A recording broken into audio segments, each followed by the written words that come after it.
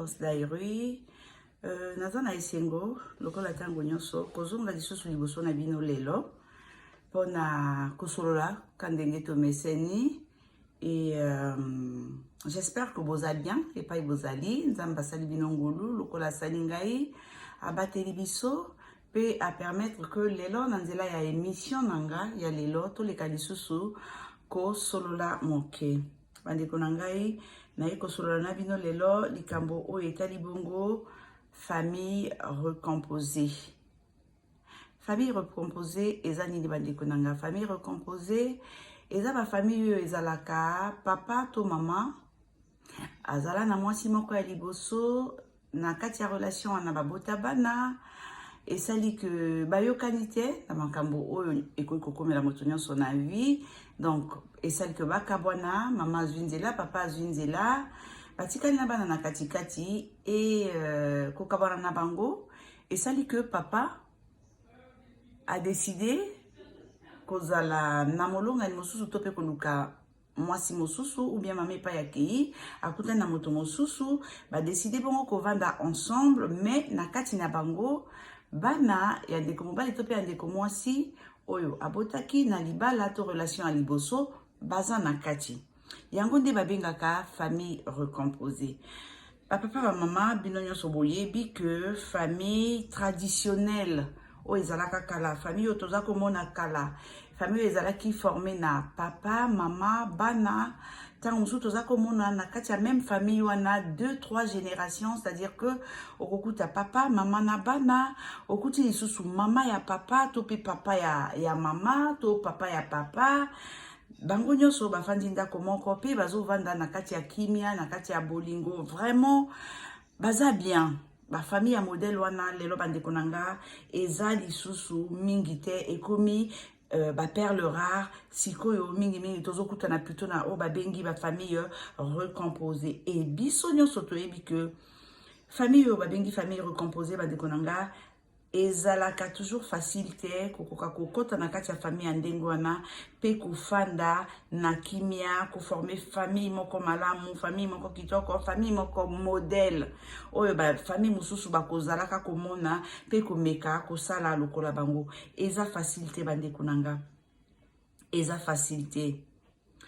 Okoki kokuta na bongo na famille oyo papa akabona na mama atikali na bana na ye, to mama akabona na papa atikala na bana na ye, azwi mobali asika yo uti oyi kokota kati na bango, ba tango oyi kokota na kati ya liboto na papa to mama, zala sûr que ekoki kozala tout de suite facilité. Ekoki kozala facilité wana moto akoki kokosa moninga azalite ezali eloko yo eza facilité. Pona nini naleki na nzela explication wana ba naleki na nzela explication wana bandeko na ngai parce que naza na ndeko mwasi moko abengaki nga, ndeko mwasi wana aza na souci, donc abengaki nga alobi yaya naza na problème nakolinga que omeka kopesanga conseil to pe omeka kopesanga avis na yo par rapport na situation o naza kati nango pour que et permettre nga na yeba ndenge nini kokoba na kati ya relation nanga. Alors maman oya bengi nga kombo na Louise et aza na 33 ans, aza kozala na ndeko mobali na kombo ya René, aza na 48 ans, bazali kovanda ensemble depuis 2 ans. Depuis 2 ans, donc, Bazako se fréquentait.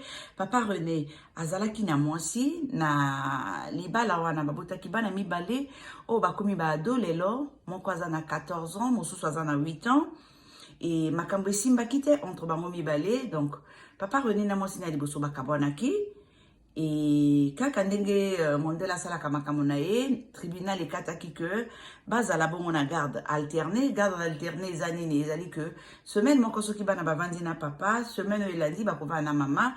Donc papa René aza na kati ya situation wana, donc 2 enfants na mwasi na ya liboso, garde alternée, une semaine epai ya mama na bango, une semaine epai ya papa na bango. Alors ndeko mosi Louise ayakaki kokuta na bongo na papa René balinganaki, donc baza kovanda ensemble depuis 2 ans, mais na kovanda na bango ndeko Louise atikaki ndako na ete appartement na ezali toujours, papa René pe et pas y monsne à liboso azalaki kozala na ye na bana alongwa kuna te donc atikala na kati ya ndako na ye et donc na relation aye na Louise ayakaka mikolo mosusu epa papa René mikolo mosusu papa René motakendeke epa ya Louise likambo nini ekomi ndeko na biso Louise pona abenga ngai likambo ekomi ndeko Louise ezali que ndeko Louise tanga kutana na papa René abombelaki ye eloko te abetelaki lisolo ya vi na ye ya relation na ye na mwasi na ye liboso abetelaki lisolo ya bana na ye oyo azala na garde alternée donc bakabolaka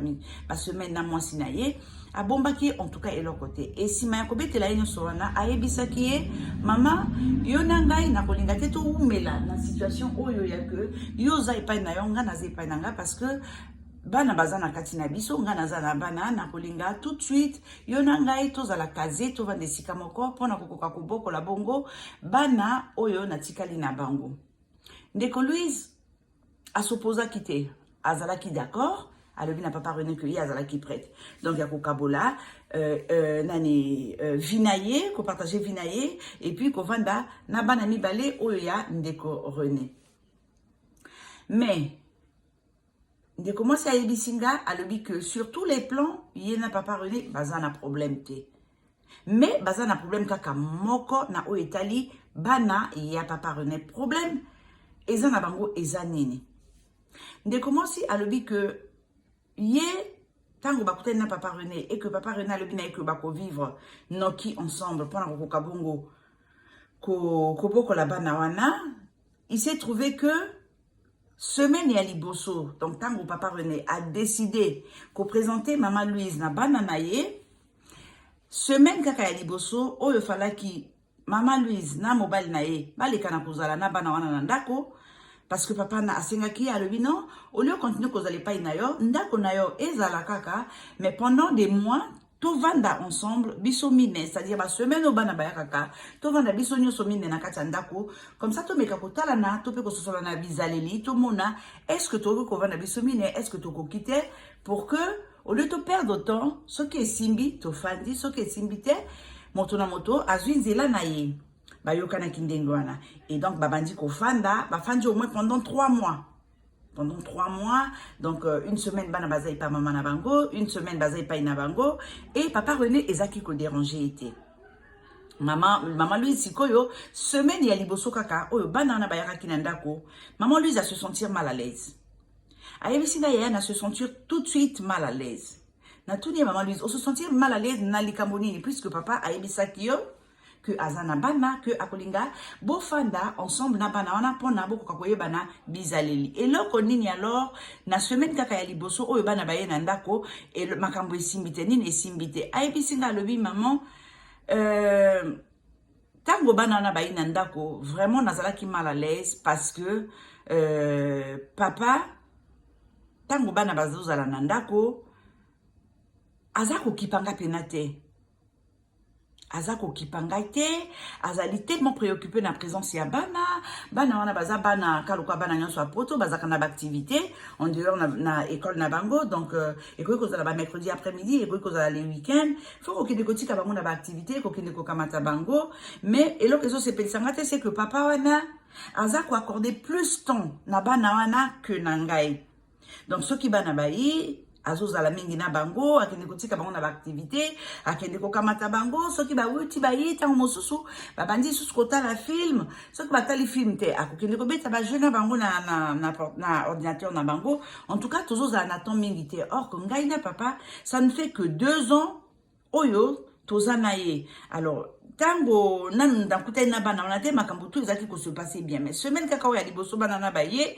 en tout cas maman nazalaki mal à l'aise na moni que nazalaki de trop na kati ya famille wana et nakangaki quand même motema mais malgré ko kanga motema nanga ezaki komona na que nazalaki à l'aise na kati ya relation wana te alors sima ya 3 mois mobali na ye ayakaki kovandisa ye ayebisi ye maman na moni que oza ko se plaindre mingi oza ko se plaindre mingi oza ko loba que oza à l'aise te oza ko loba que naza ko kipa yo te alors que naebisaki yo bien que nazaki na bana enga devant bana ngai naza na besoin ya kozala papa moko modèle papa moko exemplaire donc il faut na ki papa na ngai parce que déjà tozana maman na bango lisusu te il faut pas que bana na bazala traumatisé ba mona que le fait que nazana maman na bango te makambo échanger non makambo ko changer te parce que et si aussi la ningana maman na bango mais bango baza bana nanga bakotikala bana nanga mais yo lokola oza kokoka présence na bango te alors il va falloir que yo osonga kozali pa na yo c'est-à-dire que ba semaine on na kozala kana bana pendant 5 jours donc du lundi au vendredi yo kozala awate kozala epai na yo comme ça vendredi soir tango wuti mosala oyi ko rejoindre biso to passer week-end na bana dimanche soir bango bakei et comme semaine et lundi maman na bango mutakoza na garde na bango alors yo nangai to ko passer semaine na ndako sans problème comme ça au moins motonyo so aza tranquille na point na ye parce que soki to lobi to vanda kaka modèle tozo vanda et que yo ozo continuer ko sala ba plainte ngai ekotianga mal à l'aise au bout d'un moment na koyeba ndenge nini kozala te kati ya yo na bana nangai. Alors, tant mon papa a ébissi na maman Louise, il est assez pélité. Assez pélité, à Jean Mabe, alors a ébisinga, à lui maman, naza ko comprendre que y a le bananga iboye, bana wana baza quand même bano baza yangaite, nazo sala effort, ya ko vanda na bango, alors non seulement nazo sala effort wana, mais papa azo zoa plus le ton, ya ko kipa bana na ye, ya ko zala nangai, ok libala na biso, eza libalo to bandisika, to zaka kana 2 ans, ya vie commune, donc ya pesa plus ton na bango que nangai, ezo pesa ngape pasi, parce que nakoki kosala plus te bana wana baza banonga na botite baza bana na c'est vrai mais baza bana oya botina mwasi mosusu nakoki akoki kosenga ngai plus te akoki kosenga ngai plus te parce que tant bana na bazala kana même temps on a kokuta bango week-end akomi bango na cinéma akomi bango na sport et le temps on surtout ya kozana bango libanda ngana zana ndako na zanga moko donc ezo sala que vraiment na papa toujours quoi ko vivre vie na biso ndenge to kana ke ngo ndenge ngana zaki ko mona ngote na komi vraiment na suka naza kokoka lisusu te bakisa lisusu na oya uti koyebisa ngai ka komi ko douter kaza koyeba lisusu te est-ce que na kozana capacité vraiment ya kovanda ndako moko na ye na bana wana et que vraiment les autres kimia te donc du coup ngai pe nazangi kimia en tout cas maman nazangi kimia ya mwana na ye noki pa na yo pona oka koyebisa nga nini nakoki kosala pour que nakoka bongo ko faire comprendre na mobile nangai que ezali pe pasi po nanga banonga na botite naeba ko fanda na bango to a exiger nga que nazala normal na kati ya relation wana donc nalingi osunga ngai na conseil na yo pour que naeba ndenge nini kotambola alors bandeko na ngai koyoka ndeko mwasi oyo na kati ya lisolo na ye ya vie na ye na oyo eza koleka kati na couple na ye na lobaki non nakoki ko te ya kaka boye te na tunaki donc ye na lobi maman ngai naza na bandeko na ngai tosololaka na bango est-ce que okosepela que nabeta lisolo na yo nakabolango na bandeko na nga comme ça conseil oyo nga nakopesa yo ekozala conseil moko mais na sima ya kokaba lisolo na bandeko na nga bango pe bakoya na makanisi oyo bango na mayele to pe bozoba na bango kotalisa yo oyo bango bakoki kosala soki bazali na place na yo to oyo bakokaki kosala soki bazalaki na place na yo nyonso wana ekosunga yo ekopermettre yo oleka na koyeba est-ce que oza na nzela ya bien to ya mabe est-ce que nini okoki kosala mpona kosauvegarder couple na yo parce que oyebisinga ke olingi mobali na yo mingi oyebi mpe ke ye alingi ye faut pas que ezala banana moto baleka na kozala raison ya séparation na bino alors nakobeta lisolo na yo soki opermettre ngai pour que bandeko mpe baleka na côté ya yo alors maman Louise aboyaki te apermetaki nga na beta lisolo donc oyo nakaboli na bino e nakolinga sikoyo sima ya koyebisa bino moke oyo nga nayebisaki na ndeko mwasi nakolinga bino pe na nzela ya bacommentaire en tout cas bapapa bamama nakolinga bokommente boza kosolola te eza kopesa nga mpasi nakomi na impression que oyo nyonso nazoya kobetela bino eza na sens te boza kosepela te boza kose retrouver te donc boza na ntina moko te ya kozongisela nga retour moko boye na nzela ya bacommentaire non faut bokommente parce que nayebi que oyo naya kobetelaka bino ekoki kosepelisa bamisusu ekoki pe kosepelisa bamisusu te. Alors vie mibale wana naza na besoin nango mpona nayeba kobongisa to nayeba kosala lisusu mpona kosepelisa baposa na bino. Yango nakolinga na nzela lisolo ya maman Louise boleka na commenter, en tout cas commenter penza, non seulement nakosenga aimer vidéo bo partager yango parce que ezali makambo to mona ka mingi eza kosala ma mingi na kata mabota mingi. Donc nakolinga commenter bo partager yango pona bandeko ekoki kosala pe bien et pona bandeko oyo babeti libako kaka lelo ya kolanda ngai nakosenga na bango en tout cas hésiter te baleka na s'abonner activer cloche de notification ou il peut permettre bango baleka bango na ko rater émission à ta mon côté yangai et aimer ndenge na bango kusunga ngai e kozala kaka wana. Donc na kozala na espoir que beaucoup de kaka bongo na ko commenter. Alors si ma koyoka ndeko Louise bandeko na ngai na leka ki bongo kolebisa na ndeko Louise na bini maman na yoki yo ndengo lobi na yoki ndengo lobi mais ya liboso o na koloba no tout de suite c'est que na comprendre pas si na yo mais eza quand même na makambo oyo il faut oyekola kosala soki ya solo olingi mobali na yo lokolo yebisinga parce que na kati na yo na détecter immaturité moko boye oza vraiment maturité et naza ko comprendre cause à la maturité parce que yo moko obotina noté papa René aza quand même na 48 ans yoza na 33 ans donc écart on a déjà ezo expliqué différence il y a compréhension et donc naza ko comprendre yo mais na kota du savoir quand même oyo yo au single ko sala par rapport nanga vu par moi nini yo ko sala pona ko kabongo ko continuer ko zala na kati ya relation wana topé nini yo ko sala pona ko bima na kati ya relation wana soki oza kokokate. Donc na montaki ndeko que aza immature mais na reconnaître que kende kokota na kati ya famille recomposée eza la facilité bandeko nanga biso nyoso toyebi yango eza facilité parce que famille recomposée surtout tango ozalaka ezalaka que yo moto outi oyi kokota na kati ya libota bandeko nanga eza facilité eza pétété eza pétété et là on se trouve ko espérer tant les alaka que yo ndeko oyi kokota na kati ya famille ndengwana be ekozala que ozala na patience ozala na sagesse pona oyeba bongo pour continuer kozala na kati ya relation oyo yo lingaki oza ko sepela nango et puis osepanyo na kati. Alors na rappela ki na ndeko na bina ye mobali yo ke kolinga mama na ngai azali papa ya bana mibale pe akotikala papa ya bana wana. Akotika la papa ya bana wana. Soki nzamba permettre. Bofanda yo na ye. Bobota pe bana. Bana yo kobota na ye. Na bana ya bota ki liboso. Baza bana na ye bakozala bana na ye. Donc ya liboso o yo fo ondima pe oti akati na motu na yo. C'est que tata wana. Aza tata ya bana mibale. Alors, effort ya liboso o yo. O na kosenga na yo osala maman. E kozala ke o sunga papa wana. Na kokoka ko accomplir o ezali ba devoir na ye vis-à-vis na bana wana. Eza facilité. Eza facilité. Mais soko zana bolingo ya papa wana, ozana bolingo ya mobali na yo, maman, eza na ba sacrifice oyo, il faut osala parce que vie ezandenge wana. Vie ezandenge wana. Et là, na monité et là, on est comme sur la situation parce que papa a ebisa kyo dès le départ, situation nini azalaki katinangu, a bombela kyote, a ebisa kyo kazalaki na bana, et a ebisa kyo kalingi bovanda ensemble tout de suite, pour que beaucoup kana komona, soki, bokoki ensemble, binonyo so 4, kofanda et pas imoko. Donc, maman, par rapport na bana wana, faut koyeba que quel que soit les kambo oyo koyaka, yo avina yo ekozala kaka na second plan. Avina yo ekoki koleka liboso te parce que yonde mopaya na kati ya libota wana.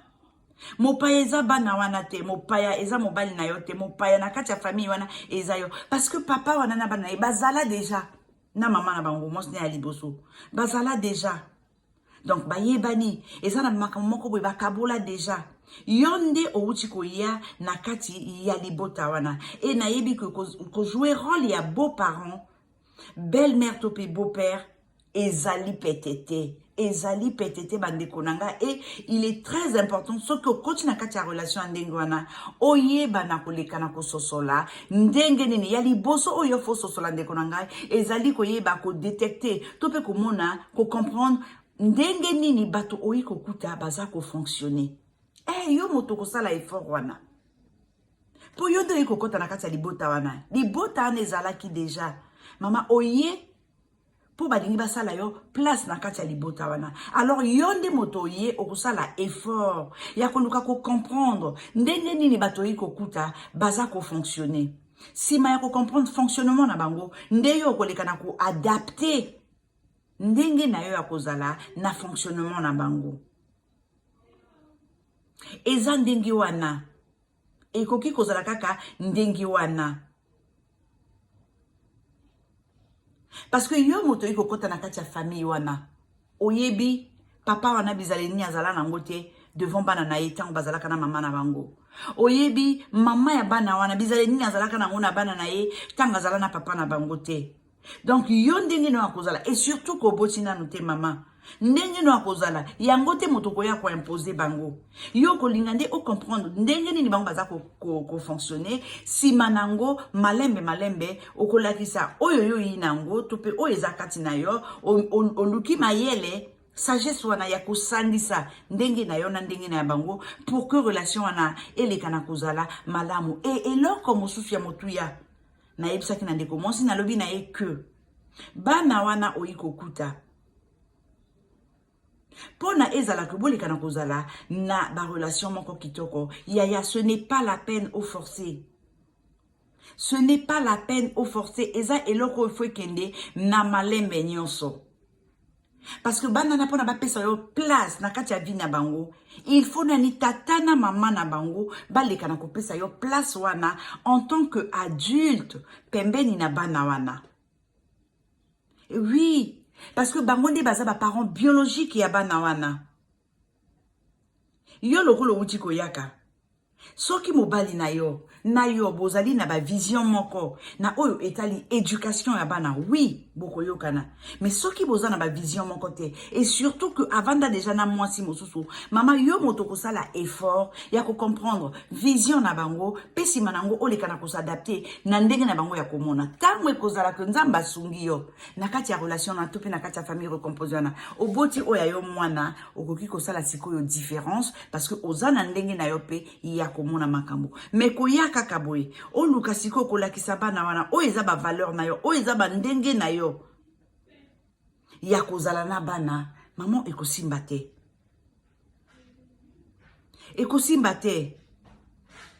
parce que bana wana bazana makambo papa na mama na bango ensemble balakisa déjà bango yo loko za mopaya okoko yaka te kaka lelo o luka o changer ba habitude wana et puis papa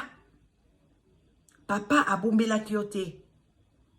Papa alakisaki yo dès le début nini relation nini oyaki kokota kati nango bandeko na ngai yango na ningi na solola na bino moke na yebi que bino pe bokoya na ba conseil na bino et puis émission yo ekozala ya sukate na kozonga pona ko développer lisusu ya mingi na nzela kaka ya ba famille recomposée oyo pour beaucoup plus de compréhension pour na biso nyonso pour na leo na kozala molaité c'est vrai mais na kolingana développer penza parce que eza na makambo mingi oyo mingi pe toyebaka te mais ya solo ya oyo tokoloba que eza sikate biso nyonso toyebi que nzela oyo memaka moto vers une famille composée eza nzela moko etonda mabaku c'est-à-dire kokele kovanda na kati ya libala oyo kuti mobali na bana tope kuti mama na bana kovana na kati nango ba yaya na ngai ezali koyeba kozana na kati nango eza na mabaku ebele okobeta mabaku ebele kozana na kati ya relation na soko za na chance moke yaya okope kokota na kati ya famille recomposée makambo nyonso esalami nango bien na pete nyonso boza koyokana tout ezali kosalama na kati ya respect. Tout comme okoko kene kokuta na kati ya famille moko boye recomposé okuta na oyo nyonso ya mabe c'est-à-dire epa yo kokoka ko placer mokie oyo yaki nango ezate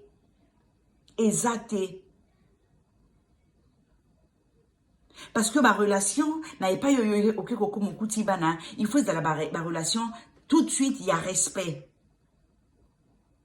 Et bah parents mi balé oyo kuti donc maman ya bana wana na papa ya bana wana il faut pas pesa yo place pembeni na bana wana. Yo motoza mokolo. Il faut bango ba pesa yo place pembeni na bana wana. Leur soko monika ka que eza ko simba te entre yon na bana ya mobali topé ya mwasi na yo. Yaya, faut que zala mayele, faut que sosola parce que moi na moke ba couper ça est jamais tort. Moi na moke bandeko na ngai ba kotikalaka jamais koloba na ye que aza na tort. Moi na moke azalaka toujours na raison. Azalaka toujours na raison. Donc yo mokolo moto il faut oleka na koza na sagesse wana ya koyeba ko apprivoiser bana wana. Ya koleka na koyeba ko comprendre situation. Oyo yiko kuta ba na kati nango. Pour ko gagner bongo confiance topé motema ya banana parce que banana yiko kuta na mama na bango akenda baza motema papa na bango. Baza motema papa na bango.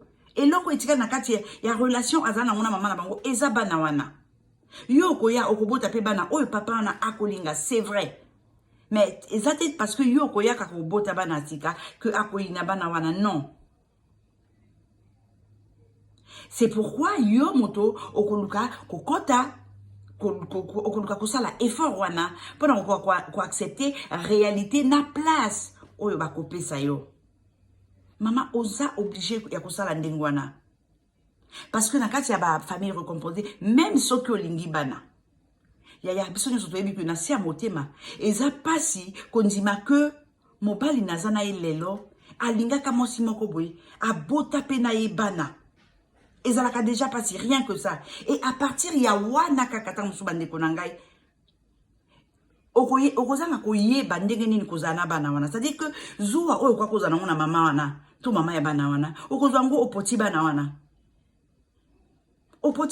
inconsciemment oza kolinga bango te alors que baza ba innocent alors que bazali très cher na papa na bango okomona ya soko se comporter ndenge wana o raté makambo nyonso.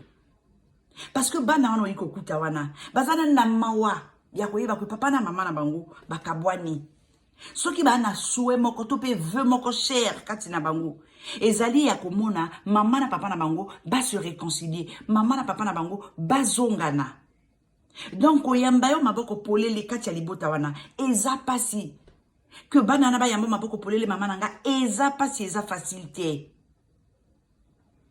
Donc, tango koyaka, oluki en plus, tout de suite, o lakisa bango, oyo yebi kosala, to oyo ling kosala na bango, maman, ekosimba te. Ekosimba te parce que yozo yaka forcément, na mode de vie moko, o eza différent, na oyo bango, bazalaki nango. Eza pasi. Eza pasi effort ya mingi ezali na yo moto yiko kota na kati ya libota wana moto salango. Parce que moi na akoza na responsabilité na eloko mon côté.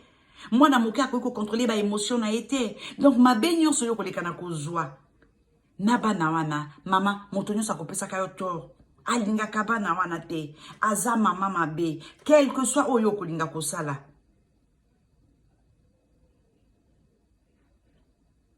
Et la qui c'était que yo kozo ba sentiment na yo naturel pur oza na okati nango o tia pembeni o koma faux o bana kozala lokuta o bana kozala o ezakati note non et la qui ndenge wana te okoki kolakisa oyo yebi oyo linko sala mais il faut ozala rationnel.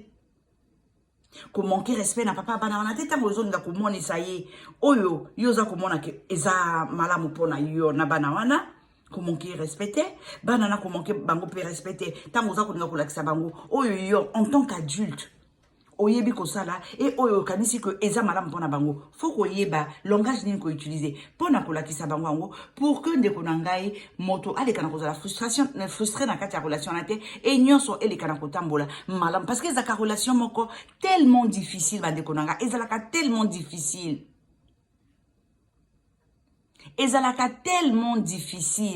Eh oui, ezali petete, moto moko te akoki koloba ke eza pete, famille recomposée bandeko nanga, ezali pasi, eza pasi, eza pasi. Eza pasi. Il faut na kati ya relation na maman koyeba kozwa oyo ba pesi yo comme place. Place ba lobino ko ya yo ezali awa. O se contenter na ango. Leka na kozala na place oyo ya yo. Koluka o forcer te. Place ba kopesa yo siko peme na banana ndenge nini koyeba ndenge nini okoleka na kozwa place peme na bana wana. Pona koleka na kozwa place peme na bana na mama nanga et kosenga que oleka na ko apprivoiser bango, ça dit zwa ton na yo. Zwa ton na yo ya ko observer bango komona bango ndenge baza ko fonctionner, tango ko comprendre ndenge bango baza ko fonctionner, ndenge koyeba sikoyo ndenge nini ko fonctionner na bango. Mais soko yika ka bolingo s'imposer mama e ko simba te. Parce que okoki kozala na autorité parentale mbala moko likola bano baza yo te. Non. Non. Parce que bana baza na lien na papa na bango, baza na lien na maman na bango. Donc yo ozali kwa moto, oyo oza de trop na kati ya libota wana. Donc olinga kutu te, o forcer bango, ba linga yo to pe bandima yo. Non. Non ba kolinga te. Et puis ceux qui yo comprendre nango te maman nanga relation na yo na mobalo yo lingi. Pona ezala que etambola malamu eza pasi. Parce que tango yo yi okuti papa na bana na ye fo luka omona soki papa na alingi bana makasi ye moko a se comporter na bana ngo ndenge nini ye moko autorité ni azalaka nango na bana wana pour que yo oyeba ndenge nini yo pe en tant que parent en tant qu'adulte okoka koyeba kotambola na kati ya relation wana. Mais oui, parce que moi na moke azo comprendre de leur côté quelle que soit raison.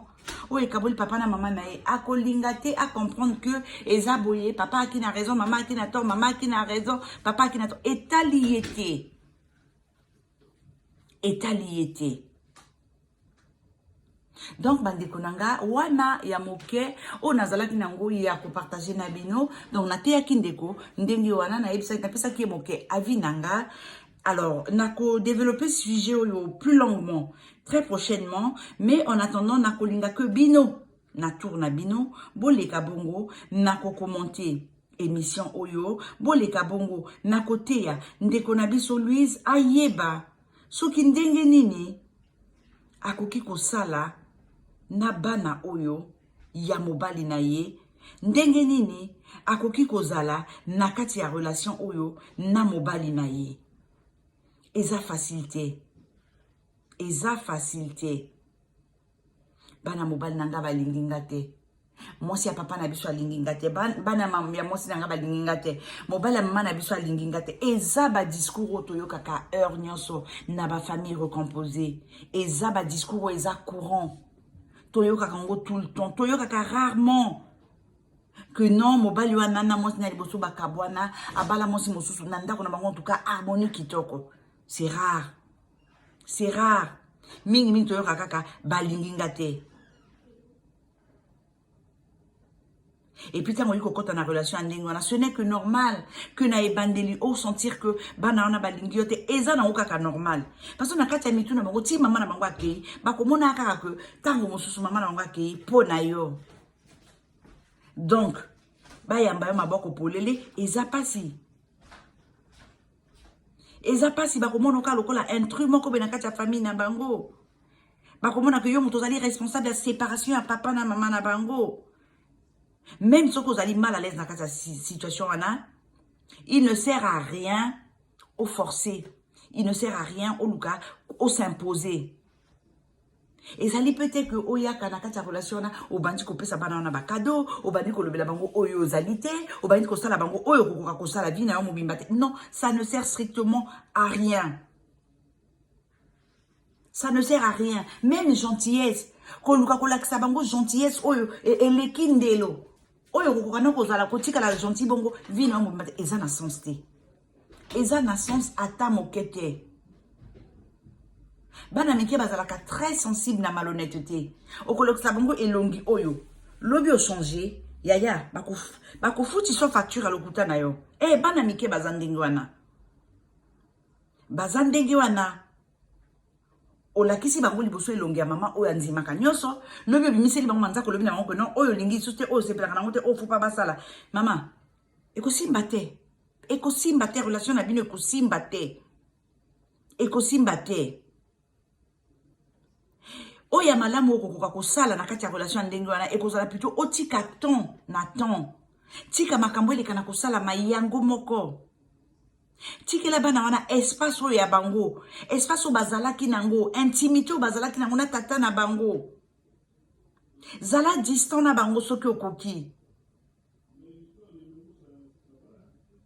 parce que epai mosusu même soki bozo former une famille recomposée ezosenga que moto na moto s'adapter na situation wana ya sika ezala bana wana faut baleka na komesa na situation ya que papa na bango azali susu na mama na bango te mais papa na bango aza na mwasi na ye aza na amoureuse na ye alingaka donc baleka na komesa na amoureuse ya papa na bango yo pe mama outi kokoma faut zwa temps wana faut pesa bana wana temps baleka na komesa na yo opesa mobali wana temps aleka na komesa na kovana na mwasi azali mamo ya boti bana na ye te na bana na ye.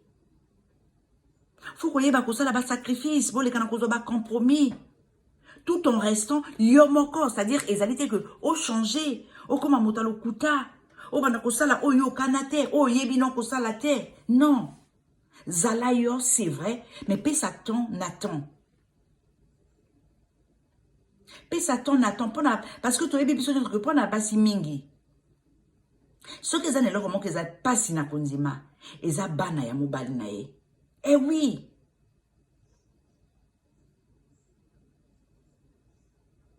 Eza bana ya mobali na ye, c'est très difficile. Et la question que kaka biso basi mototo zalaka difficile na kondima bana ya mobali na biso. Pour quelle raison?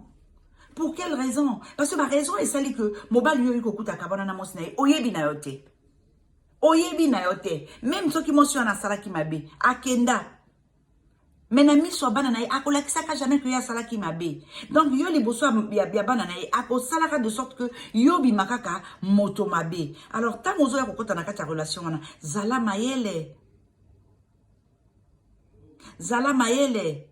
Parce que mobali oyebi que même soko oyebi que ye na mosine akala.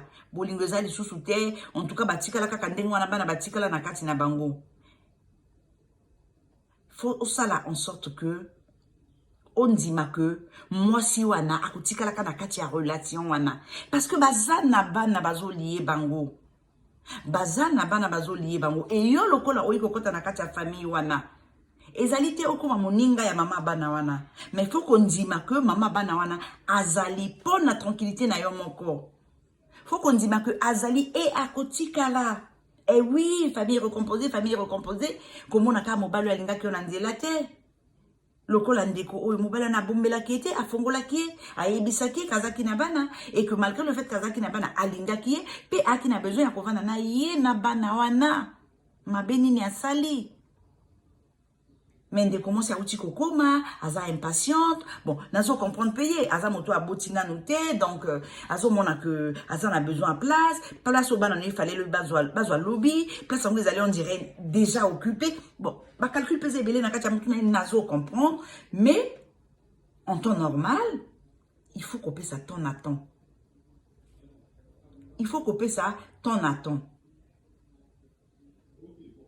parce que moi si ya mobile na yo ya kala akosalaka toujours partie na vie ya mobali na yo surtout soka bali pété lipa ya kendeki eza lisusu plus compliqué si encore azui chance bakabwani mobali azui mwasi mosusu yepe pa ya kazu mobali mosusu ah oui ekoki kosimba ekoki kozala bien ekoki kozala facile mais soka kena na azui motote mama nanga eza pasi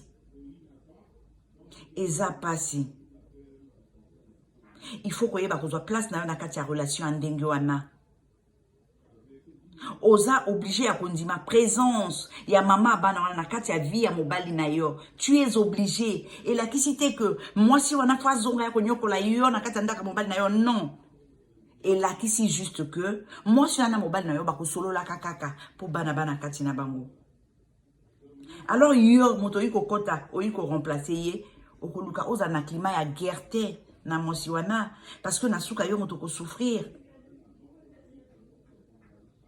Et puis, c'est très important que oye ba pe otia na kati ya motu donc yo oyi kozwa place à moto te non oyi kozwa place à moto te parce que yo te moto zali raison en séparation na bango yo oyi kozwa place ya moto te place ba kopesa na kati na eza place ya yo oyi compétition na moto te oyi pona koluka ko récupérer bana ya moto te bana na bazana papa na bango bazana mama na bango